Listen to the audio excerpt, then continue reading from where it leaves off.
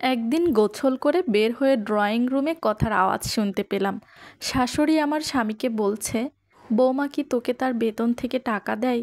তোর খালা ওই দিন বলছিল বাজারে যে দাম সব কিছুর, তা দুইজনের ইনকাম ছাড়া কিছুই হয় না। আমি পর্দায় আড়াল করে গেলাম নিজেকে।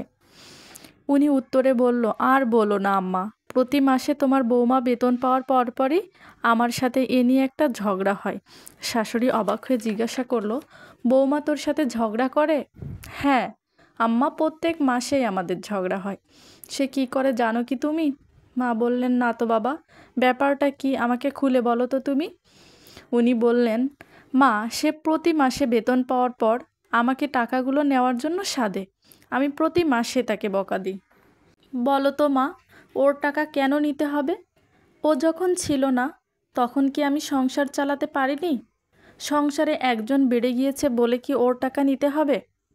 শাশুড়ির মন খারাপ হয়ে গেল। তিনি একটু চুপ থেকে বললেন, জিনিসের যে দাম, যদি তুমি বৌমার টাকাটা নিতে তাহলে তোমার উপর প্রেশারটা কম হতো। উনি বললেন, মা, একজন কি এত বেশি খায় যে ওর থেকে টাকা নিতে হবে? ও তো দিতে চায়, আমিই তো নেই না। দেখো না, আব্বা মারা যাবার পর আমাকে নিয়ে তোমার নানার বাড়িতে উঠতে হয়েছিল। কতই না কষ্ট করেছে তুমি। আল্লাহ না করুক যেন আমার কিছু হলে তনুর ওর কাছে হাত পাততে না হয়। সেজন্য ওর সেভিংস করা দরকার। আমি চাই ও ভবিষ্যতের জন্য কিছু জমাক। আর আমি কোনো বিপদে পড়লে ওই আমাকে সাহায্য করবে, অন্য কারো কাছে যেতে হবে না। সেটা অর্থ দিয়ে হোক বা মনের সাহস দিয়ে হোক। আমি চাই না আমি মারা যাবার পর আমার স্ত্রী সন্তান, আমার মা ও আমার মতো কষ্ট করুক। শাশুড়ি শাড়ির আঁচল দিয়ে চোখ মুছলেন। তিনি একটা স্বস্তির নিঃশ্বাস ফেললেন। তিনি ভাবলেন, না, আমি সত্যি আমার সন্তানকে একজন মানুষের মতো মানুষ করতে পেরেছি। তিনি খুশিতে আমার স্বামীর মাথায় হাত বুলিয়ে বললেন, তুমি আর বৌমা দুজনেই দীর্ঘজীবী হও এবং আল্লাহ তোমাদের সব সময় ভালো রাখুক।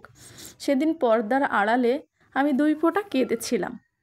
এমন স্বামীর স্বপ্ন সবাই দেখে, যারা স্ত্রীকে সবার কাছে উঁচু করে রাখে, যথাযথ সম্মান দেয় এবং তার ভবিষ্যৎ সম্পর্কে চিন্তা ভাবনা করে। আমি নিজেকে অনেক ভাগ্যবতী মনে করি এবং অনেক ভাগ্যবতী বলাও চলে।